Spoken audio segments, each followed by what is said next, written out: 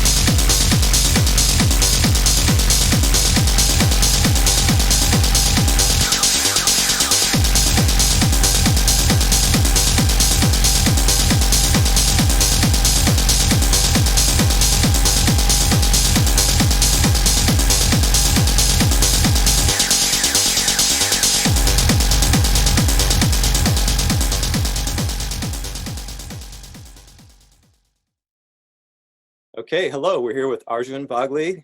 Thank you for joining us for Hey, performance Sean. interview. How are you? I'm good. I'm good. How are you? I'm all right. We're hanging in here in Southern California. LA is okay right now, kind of smoky, but Okay, we're safe and healthy, so I'm thankful that's for that. that's great to hear. Yeah, everything in the news just seems so dire these days. And when Yeah, this whole California thing started, we were like, "Oh my God!" Add on to the pile of 2020 nonsense.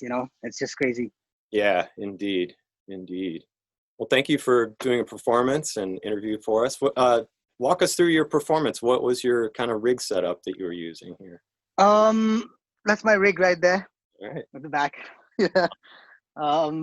Well, I actually wanted to kind of do two separate things, so I recorded them separately. Hmm. So that's how the video, when you look at it, you'll see them being two separate sort of tracks in a way. But I've over the last 2 years, I've been doing a lot more like down tempo, ambient, noisy stuff, and I wanted to kind of showcase that.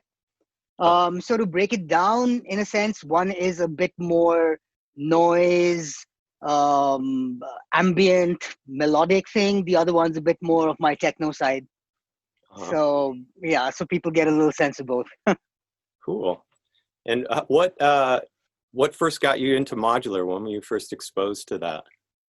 Um, I think the first time I actually got, we were living in New York at the time, and a lot of my friends over there, local producers and stuff, they had small modular rigs in their studios, and when I was there, I didn't really have a studio, so I would go over to their place and I would look at it, and I would be like, man, this looks just so cool.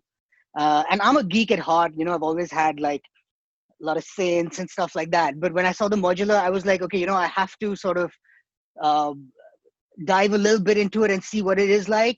I was actually very scared to begin with because I was like, okay, this is gonna take away from the whole making music thing, and kind of, the learning curve is going to be pretty steep. But then I sort of just decided that, let me start with the semi modular synth. So I got this dope for dark energy, Hmm. and it just began from there. It was just like I just dived straight in, bought my first dope case very soon after that, and started with like 4 or 5 modules, and then sure enough, just went down the rabbit hole. Sure. Yeah, it seems like once you get started and you're like, okay, I've got a handle on this, and then next thing you know, you're Yeah, like looking at all the different options. There's so many options yeah, too. That's another thing that can really suck you in. It's just yeah, so many exactly. possibilities. Yeah, the research of it was like the most intimidating thing for me because it was like, what can I do to make this easier for me, and what can I do to make this more fun?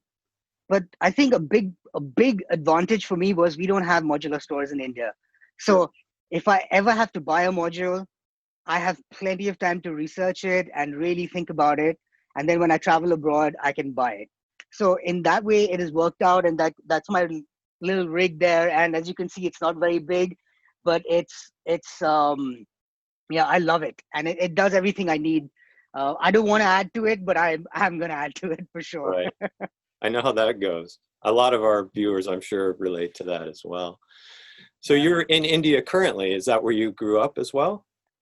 Yes, I'm born and brought up in India. Lived here pretty much all my life, except for did some time in Europe over the years. Spent some time in New York for a couple of years. But I've been doing this for like almost 25 years. So once traveled quite a bit, and it's kind of nice to get out of the country and get a little feeling for what's going on everywhere else. Because otherwise, we're in Asia, we're completely cut off. Yeah, sure. What were you listening to when you were growing up? What kind of music were you into? I was like a metalhead, a rock and metalhead. That's all we had here in India, to be honest, because electronic music was kind of non-existent in that sense. We kind of grew up with like MTV, and that's it. We didn't have any radio. We didn't have. We had very few music stores, So you would go to a music store, and the guy would give you a cassette, but there would be no track list because he had just like pirated and recorded it for you. So you wouldn't know what you were listening to. So it was a very strange way to get into music, but it was kind of nice because you kind of didn't know what you were getting into because you didn't know artist names or track names or anything. So if you liked something, it was very pure. And I think that's how I kind of got into electronic music, and later discovered I was listening to Apollo 440 and Prodigy and stuff like that. And I think it really worked for me because they were all like really aggressive, and like Prodigy has a lot of guitar and stuff in it. So it was very similar to what I was listening to before, with a lot of metal and a lot of distortion, basically, which I still love. Right. Well, you've been a pioneer who's kind of changed that in India by bringing electronic music to more people. What are the attitudes like in India towards electronic music? Is it changing? It seemed like maybe it was a little bit of a outlaw thing to be doing. Oh, not at all. There's a huge electronic music scene in India now. It's actually really amazing. Um, we have some really great festivals. We have some amazing, well, we did. All this is in the past tense, sorry now. Uh, And but the scene has been really, really, really good here. It's been building up over the last 15 years or so in a very consistent, steady way. mm-hmm. We have a ton of really amazing artists from India who produce great music, great DJs. We've Over the last 10 years, we've had an influx of international DJs coming in every weekend. So the scene's just like exploded, basically. It's just like, yeah. Wow. It's Okay. it was really fun, I mean, like I said, I've played everywhere in the world, but I love playing in India because the crowd is extremely receptive. That's awesome. Extremely. Really Yeah. cool.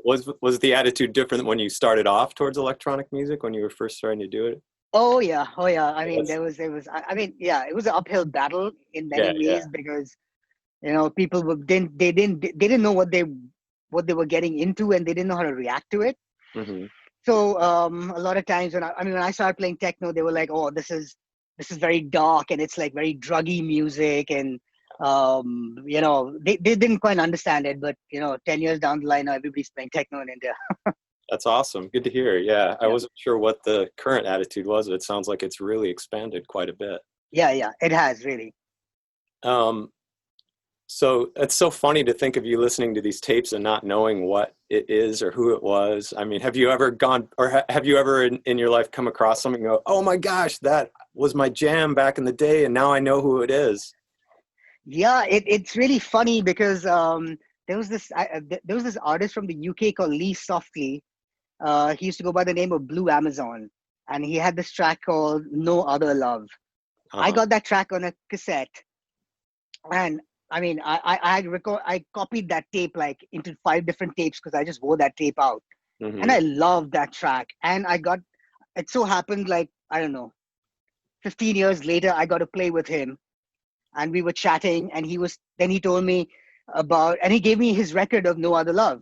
He was like, oh, he loved my set and blah blah blah, and he was like, you're great and stuff, here's this record. And I was like, oh cool, thank you. And I went home and I played, and I was like, holy shit, this is the track. And I emailed him 2 days 3 days later, and I was like, dude, you don't know what an impact that track made on my growing up years. And we really hit it off, and it was just such a revelation for me to learn the name of that track, because I had some stupid name for the track in my head, and Huh? the name was based on a sound of the track. But yeah, it was just one of those funny moments where I was like, oh my god, wow, I actually remember, and now I can bring it in together, kind of thing. It was a weird moment. That's amazing. That is so funny. Not only you found out, but it was the person you're playing with and Yeah, meeting. exactly. And Wow. we still talk all the time now and stuff like that. Yeah. Um, Thinking about making music in India, of course, as a Westerner, I think about Indian classical music and how maybe that's been an influence. I mean, I imagine that was around a lot when you were growing up. And with techno, there's almost some similarities in the sense of sometimes it's one key that kind of goes on and evolves, and there may be some sort of similarities in that regard. What maybe you could speak to that, as how that's influenced you or not influenced you, as the case may be. Well, to be honest, Sean, I didn't grow up with too much classical music at home. My parents listened to like the Beatles, and they listened to, the Rolling Stones and stuff like that. So I was kind of grown up. I grew up on a diet of that sort of music. My mom loved the Beatles, and the Beatles were playing all the time at home and stuff like that. Uh-huh. But when I got into the music scene, which was, I would say, like 1995, 96, I had a lot of friends of mine who were making Asian underground music. I'm not sure if you're aware of that genre. Um, there were a lot of actually pioneers of this Asian underground sound in San Francisco. Mm-hmm. But anyway, to cut a long story short, they were making a lot of electronic music, mostly on the drum and bass side, with a lot of Indian influences, with sitars and tablas and stuff like that, percussive instruments and vocals. You know, there's this thing called the alaps where they sing these long keys and long take passes in one key and then modulate their voice. So they were sampling a lot of that stuff, and I got in very deep with that crew, and actually that's where I learned about Indian classical music. No way. It's really funny. And then it's a really weird coincidence, but you must have heard of Ravi Shankar, obviously. Of course, sure. Yeah, so Ravi Shankar's daughter Anushka, who's also this amazing sitar player, she's best friends with my wife. Oh, You know, no. and they went to school together. Yeah, they went to school together. Incredible. I love her. So it's this weird thing where, you know, we obviously became friends after that, but and I learned a lot more about her music, going to her performances and stuff. So it was a very weird thing for me, and for a few years I was using a lot of Indian classical sounds in my music, and then it kind of just fizzled away. And I think it was great because I sort of absorbed it just enough for me to use it when I thought I needed it, and not be over prevalent as a lot of people think of electronic music coming from India. They're like, oh, how come you don't have a sitar in your track or a tabla? And I'm like, man, it's not, it doesn't have to be so obvious or in your face, but yeah, I do it once in a while. Right. No, it's an interesting answer, because I think a lot of people, like myself included, in the West, when you think of India, you think there's such a long tradition there of that sort of thing. You assume maybe everyone has that going on. It's funny to hear you grew up listening to the Beatles and even came to Indian music through some Western music sometimes. That's fascinating. Yeah, it's actually weird. Yeah, I actually came to Indian music through electronic music in a weird way. But the connections have been there all my life. I think I chose not to absorb them. Sure. You know, it's kind of a weird thing where you go against the system, and I think for me it was always against the system. Whatever, because, you know, in India, Bollywood is the prevalent genre, and I was always, ever since I can remember as a kid, anti-Bollywood, and I just didn't like get into it. Even when my classmates were humming tracks, and I was like, man, you need to listen to Metallica's new album. You know, forget that nonsense. You know, Sure. so. It reminds me, once my wife and I were on a Korean air flight from Los Angeles to Korea. We were on our way to Vietnam, and on the plane, they came through and said, would you like bibimbap or hamburger? My wife and I were both like, bibimbap, of course. And the Korean gentleman next to us said hamburger. You always kind of Exactly. Yeah. want to go for the thing you didn't get when you were younger. Yeah, absolutely. Do you did you grow up playing any other instruments, or did you come to it purely doing the electronic thing? I've been through a lot. I kind of like was into music since I was like very, very young. Mm-hmm. So I started taking piano lessons. I really sucked at it. Then I started guitar lessons. I was really bad at that as well. I remember, I think I took drums in school. When I was in boarding school, I learned to play the bugle and the trumpet. So I did a little bit of everything, but never really stuck to one thing till I sort of discovered electronic music, and kind of got enamored by synthesizers. Sure. And it came back like full circle, because now anything that I did learn, you know, sometimes I remember what I did with my trumpet, or I did, you know, on the guitar. And I actually started playing the guitar again later on in life, and we had a band in school, and you know, then I had a live electronic act, you know, 15 years ago. So I was playing a bit of guitar in there as well. But yeah, kind of live all over the place. And I never considered myself a musician as such, because I never learned to read or write in the, you know, the traditional way. I mean, I did a bit, but I sucked at it, or wasn't ever interested in it in a very serious way. Sure. But you know, it was, I just wanted to translate what was in my mind into music, and I think the synthesizers helped me do that, right, in a weird way. for sure. Do you have any, what are maybe some of your hobbies outside of doing music that you are into? Well, I've lately started cooking a lot.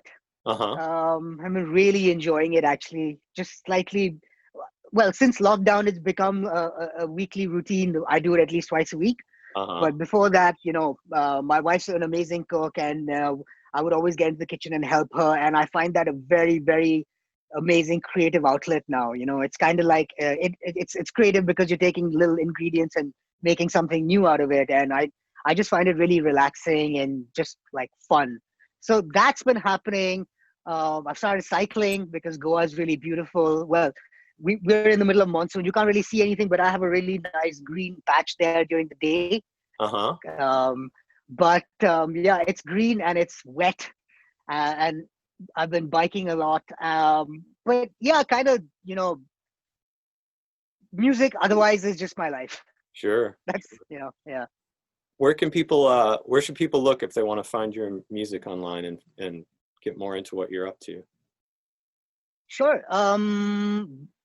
My music's on Spotify, you can check it out on SoundCloud. You can check it out on Bandcamp. Maybe I'll send some links and we can put them down there. Might be Absolutely. easier because my spelling is tough, so it's better they just click links. Exactly. But yeah, but I've been producing music for a very long time, and I have a huge discography. So Sure. yeah, I'd love people to just go and check it out and hear the various different things one's been doing. Awesome. We'll definitely do that. Well, thank you so much for performing for us and taking the time to do this interview with us. And we're on Hot Oh, in the World. yeah, it was an absolute pleasure, Sean. Thank you so much. I just have to say, like, I'm such a noise engineering fan. It was my first complex, the shit, the Talk about tough the names. LP. Noise engineering has some tough. Yeah, yeah, exactly. So the LP was my first, the first generation one was my first complex oscillator. Uh-huh. And yeah, I've got two LPs and the LIP, and I just love it. Sure. So I mean, so I love everything noise engineering does, and I'm so happy and grateful that they make these amazing and wonderful modules. It's just made my life so much better.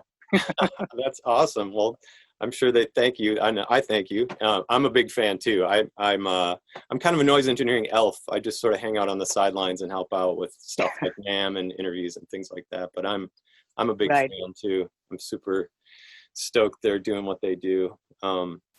Well, again, thank you so much for being here. It's been super cool to talk to you and really interesting and really cool to hear about how you came into what you're doing and everything. So thanks again. Thank you, Sean. Thank you so much. Yeah, it was a pleasure.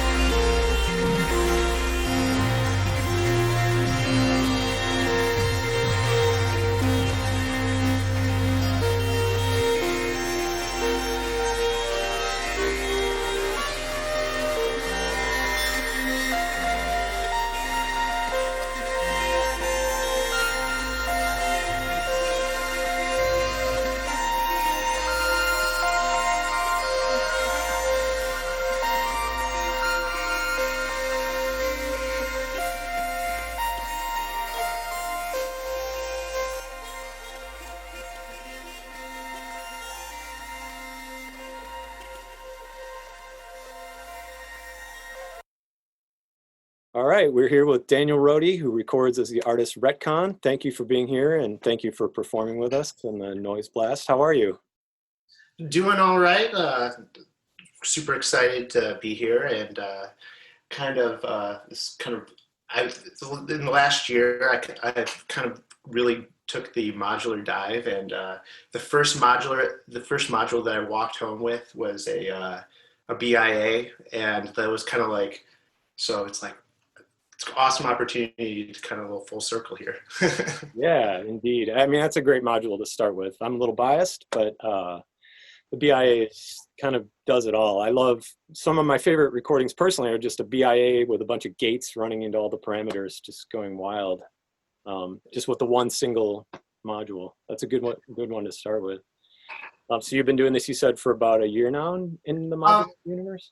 Well, I've been in the modular world for about a year, like full-time living and with that. And before that, I've been doing a lot of composing, and then also my process for making techno was just purely in Ableton Live and being a geek in there and building out and sound designing things. And I've been just really inspired the last year just to like, instead of like menu diving, it's just like patch some things out and find a sound that's inspiring. So it's kind of what I've been doing. So Sure, absolutely. Yeah, I think a lot of the modular appeal is that tactile immediacy of what happens if I do this, or moving different knobs at the same time, and the exploration, and also getting away from the computer once in a while, I think feels good too. Even with the current situation we're on, the pandemic, we're all on our computers so much more and relying on them, even in this scenario here. yeah, it's like I have like the LEDs are just like burned into my eyes by now. So it's like I'd rather look at a black panel, It's like Right. Yeah. But I mean, part of what I'm going to be sharing today is for a while, and like when I got into modular, it was just patching and then like free form for a while, and then I was recording some things like making live videos on Instagram, and then for a while it's like you make this patch and then it's kind of gone, or this moment's gone. Part of what I'm sharing for the Noiseblast Hour is some works that I made in Ableton Live, and then I send them to my rig, and then I kind of have like a composition, but it still kind of has that freeness of modular. Mm-hmm. So I'm going to share a piece that, or like a techno jam that I've been working on. And then one of my friends who is a composer, his name is Adam Cuthbert, he wrote a piece in Ableton for oscillators, and he kind of gave me like performance instructions, and then it's performing on my modular, and he's also a big modular head and composer. So it's been kind of fun going into and like being in the free modular world, but then kind of bringing back some of those habits that I had working in a DAW workflow, or Ableton. So yeah. Is that part of your normal process, kind of involving the DAW and the hardware situation, or do you sometimes only use hardware? Or well, yeah, it's been it kind of goes in seasons of what I've been going for. So I said like last year's modular, and now I'm kind of going back and weeding some of the DAW in there when it makes sense and like bring something cool. Like a lot of the last couple of years, I've been doing a lot of like chamber ensembles and then parts that I compose in Ableton, and then kind of doing the hybrid between digital with like electronic and chamber ensembles. So it's kind of like I'm always kind of trying to find that workflow that kind of inspires me and kind of brings out music that's like that I can live in. I'm always trying to find different ways to live in the music. So, like one of the part of my a couple of years back, like I went to music school at Grand Valley State, and it was like you just write music, or in Sibelius, and I was like, okay, this is cool, this is super cool. But then I really started to find more inspiring things, which I could just actually get into it, and how that happens changed. One thing that's kind of inspired, I'm really inspired by this composer, David Lang. He has this piece called This Was Written by Hand, where he wrote like a whole piano sonata, like a whole piano piece pencil and paper, and like I always think a lot about like how I'm setting up my creative workflow. That kind of has an influence about kind of the music I make. So so I'm always playing around with that equation. For right now, the equation has been over there, my big modular. So yeah. Stephen McCall coined a phrase, the toy orbit, where you kind of gravitate from one system or one particular instrument or even genre of instruments, and you kind of go around and around, and then you start to bring other elements. Like when I go back to guitar, for example, I may think about something I did on modular and say, what if I do this or that, or vice versa, you know. And it sounds like you're doing the toy orbit as well, where you're bringing in the different worlds into one another and shifting from one to the other. Yeah, it's as soon as I like get a workflow that's like, wow, I have this figured out, then it's like time, okay, we need to like try something a little bit different. But the one thing I have to say, I think modular is going to stick around more.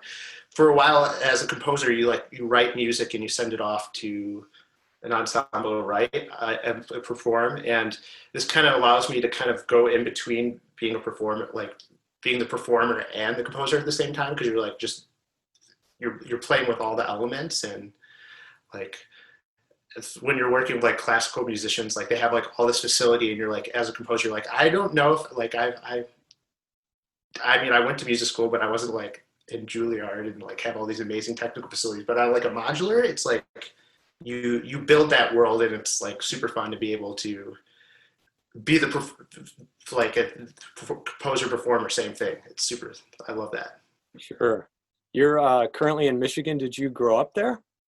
Yeah, I grew up in the Detroit area, and just moved back during my, so I make all this music. I do all my music projects, but my day job is I'm a music teacher. So I teach kids about creating and being creative. And so I moved back to Michigan, the Detroit area, and it's also just super inspiring because there's just a lot of awesome like electronic music up here coming back. And the sad thing is I moved back last year, and then the pandemic went down. So like as soon as I was like starting to get real comfortable, start to get to know some of the people around, and then it's like, oh, live shows are canceled for a while. So so Bummer. Yeah, I'm also from Michigan, Southeast Michigan. It's such an interesting area because you have Detroit that's so different from some of the surrounding areas, and then Ann Arbor and Ypsilanti, and then it just a lot of different areas that have kind of their own little subcultures going on. And I used to kind of bounce around and had a foot in all of those when I was there. And obviously a lot of really influential music has come out of that area, strangely. I wonder what it is. I sometimes think about the idea of course, where we're from influences what we create. And I like to think about Michigan, you know, you have these very hitting you over the head seasons, with winter being so drastic and summer being really hot. And then you have the industrial element of the car, even though the auto industry isn't what it used to be, it reverberates there still. And all these elements kind of play into the music that I think comes out of that area.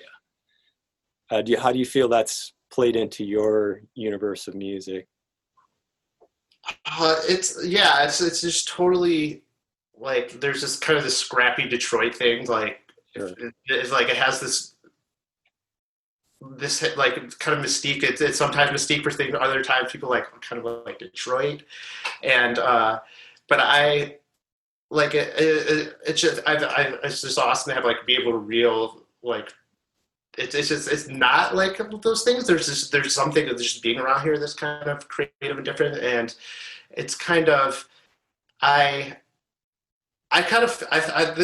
kind of thing that inspires me is like, my grandpa used to work on like the auto lines, work for Ford and things like that. He like built dragsters, and there's just something about the area. It's just like, or that kind of translated into my family. It was like, we like build things. Like my grandpa was like super into like building hot rods and whatnot. And my dad somehow got into electronics and like building, like fixing TVs and doing all this stuff. And then I kind of got this like bug of playing with sound and rearranging it. So it's like, I don't know, it feels in line with the Detroit spirit of like tweaking and building and finding something out of these parts, you know? Yeah, for sure. What was your first kind of exposure to synthesis or electronic music? What first kind of got you into that? Well, to be honest, it was totally like electronic music. Like growing up, what I did was just like getting into like video games and living in those worlds for a long time. And then like as I started to get as a little bit later in life, I just started to become aware of like all of the amazing Detroit techno artists and then. And and just hanging out with people and so I kind of got it. There's just kind of there's always been kind of tweaking there, but then I was like later on I just kind of been aware of like, whoa, there was like all these amazing things. Obviously when you're little, you're like, unless you have like really cool parents that are listening to techno and getting into that like I discovered this music a little bit later, but now I just love it, and it's been inspiring to me, and it's kind of like it's been cool to like really get into this after like going to like you go to this like you learn how to like compose in like music school, and it's like very analytical, and yes, but then there's like techno where it's like you have this form and it's just about timbres, and like it was kind of freeing kind of to go back and to discover this amazing music that had these rules of how it works, but it also kind of functioned with like timbres and all these different things that kind of connected with some of the things I learned about like music composition from like writing it and all that kind of stuff. So that area in between has been kind of inspiring to me. So yeah. Sure. Polyrhythms play a big part in your work. What do you think drove you to that, or what was the impetus for that? Polyrhythms, I think a lot of it, at Grand Valley State University in Michigan, the composition program what they're kind of famous for in the music is there's this Grand Valley State New Music Ensemble, and they do a lot of the minimalist work. So they got into like Steve Reich, they did a big recording of Music for 18, and they did this project where NC remixed. And so my composition professor kind of was like giving me all these like CDs and of like all the minimalist composers and whatnot, and that kind of got me super interested in that. And then I kind of went back into like, oh my gosh, let's listen to this like Detroit techno music that just totally has this same sort of development pace and focus on timbre and whatnot. So for a while, like I kind of explored with that like minimalist style, and you kind of find your own voice in it. But yeah, so when I got to like the modules, like step back 1 second. Like sometimes when I like write for an ensemble, you'd like write these polyrhythms, and it's like really takes a lot of focus and dedication for the players to get it. And then it's like, then when I got to the modules, like, oh yeah, I can like make these polyrhythms happen like really fluidly. And so that kind of I was interested from all the minimalist music I was listening to, and then also it was just like recently it was like, oh yeah, you can just do this on module really easy. It's not, the module does not care about a bar line at all. It's like really there. So yeah. Cool. Yeah, I think Music for 18 musicians definitely blew some of my neural network away when I first heard that. Getting into the whole shifting phase of the whole phrases and whatnot. It's really beautiful. Or just like the additive, or like where you just have this one melody that just starts as a C, and then over like 10 minutes, you have this whole thing that evolves. And yeah, it's just like, I just remember just like sitting in my floor in college, just putting it on there and just staring at the ceiling. I don't know. It's funny. I had in the late 80s, I had a Radio Shack dual cassette deck, which was like, whoa, I can dub tapes, right? And it had high-speed dubbing, and what was unique about this particular deck was you could hit play on both decks and it would come out the audio. Usually one will override the other one. And I remember I was copying, it was a cassette of The Cure for somebody. Sorry, Cure. But anyway, and I rewound it and I hit play at the same time, and it was In Between Days, this is a song, and they started to drift, and it was the weirdest thing ever. It made the vocals seem like they were a completely different rhythm, and as the song progressed and they got further and further apart, that was kind of my first, like, a light bulb going off of kind of, I hadn't heard Steve Reich or anything like that before, and I was like, what is happening with this? It was really kind of fascinating. Yeah. What would be your favorite travel instrument? Do you have something you take with you when you go on trips that you make music on? A lot has just been like I've like my laptop for a while. As I said, now I'm working on like a small modular case or whatnot. But part of me that I've just been jamming around and hanging around is, since I've been teaching in a music classroom, I've been just playing a ukulele, because you could just like run around and it's always there ready when you need it. So so a lot of different things. So if I'm just hanging out with friends, maybe I'm always just jamming on a ukulele. But I mean, yeah, so with the whole modular thing, you could just make, okay, I'm going to make a case this big and make it in a lunchbox. I don't know. So that's the next stage. Like my first case I built out of my dad works at a hospital fixing like CT machines, and he has all this like old hospital equipment thing, like cases and whatnot. And my first couple cases were just like, okay, let's go through the hospital junk bin and find something and make like a little compact instrument out of it. So. Oh, I love that. I'm definitely a surplus hound. I've got some old military cases I've built stuff into, and I've got a modular stand on wheels, and I think it's from some old hospital unit. It's just the stand that ends on this plate that I've mounted a bigger plate on that I can put my briefcase synths on. That's awesome. You'll have to post some pics of those. I'd love to see some of that stuff. I was going to ask about other instruments. I can spy like looks like an SG back there, and maybe an acoustic or something. You play, I assume, other stuff. Yeah, I mean that was kind of like my middle school instrument, playing some guitars and like one of my favorite things to do. Like I have this Boss ME50 multi-effect pedal, and that was like almost like my first like synthesizer, because it was like you had your distortion, delay, and then your like chorus modulation effects. And I loved it because it was just like, it had like basic, almost one knob to a function anyways. But like for a while I was in the guitar pedal world of playing with that. Like I had a whole like early college, high school phase of that. So yeah, so I play some guitar. I pick it up every now and then, but it's around there when the inspiration strikes. Yeah. Sure. Any other hobbies you want to mention that are outside of the music world that you are into? It's kind of hard these days with lockdown. We don't tend to get out much, but. Oh, the hobbies, man! I'm like a big board game geek.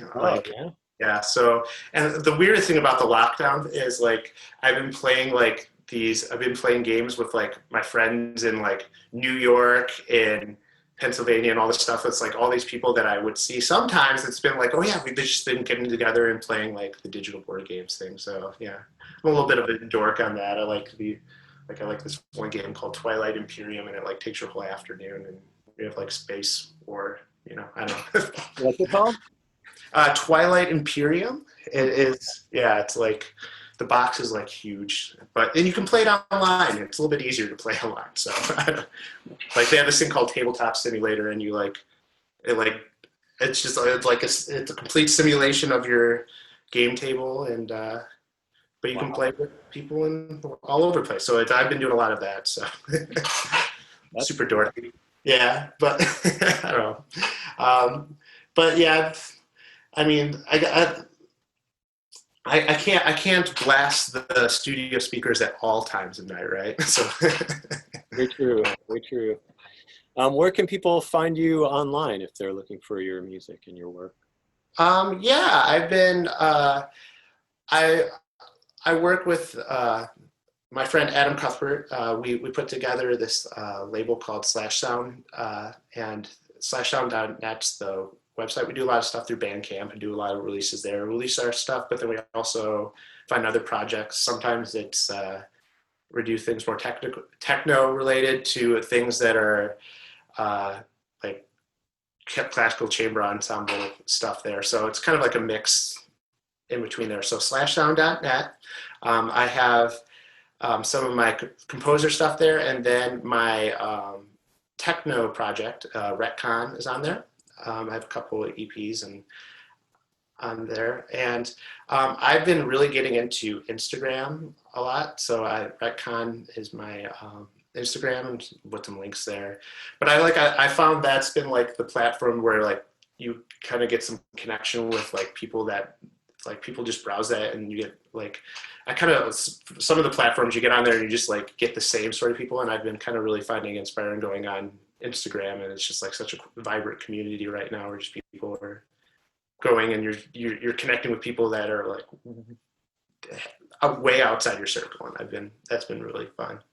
Yeah, I enjoy it as well. I think it's really the only social media I kind of engage in currently, just because it's mostly, people, like you said, it's a good variety and good mix, and people that I've connected with seems really cool. It's funny too, is I've connected with a lot of people here in LA, and some of them I met at the last NAMM before lockdown. It's like, oh, hey, we're actually seeing each other in person now, which is cool. We made a lot of connections through it. It's fun. Awesome. And we'll try to get those links in this posting as well, so people can just click on them more easily. Well, thank you so much for joining us and doing the interview and taking the time and doing the performance for us. This is awesome. It's been great to have you. And thus concludes episode 7 of the Noiseblast Hour, brought to you by Noise Engineering. Thank you so much to our guests, Arjun Vagale and Daniel Rhodey, for joining us and taking the time to do performances and interviews. Thank you to Stephen and Chris of Noise Engineering for having me as your host, Sean Jimerson. Thank you to Marcus for handling the technical aspects and producing the show.